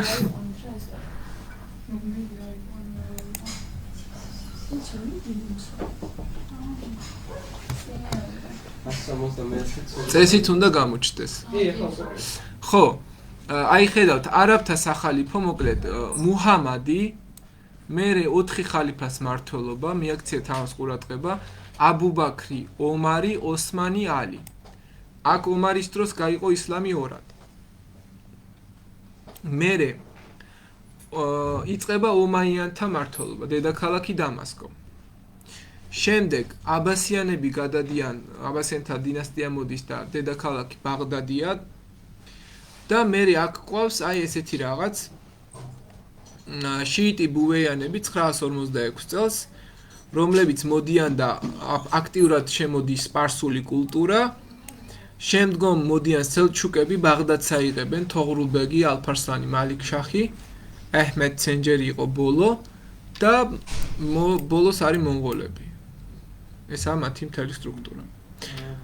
მოკლედ, თქვენ გექნებათ სასწავლად არაბები და არაბული კულტურა.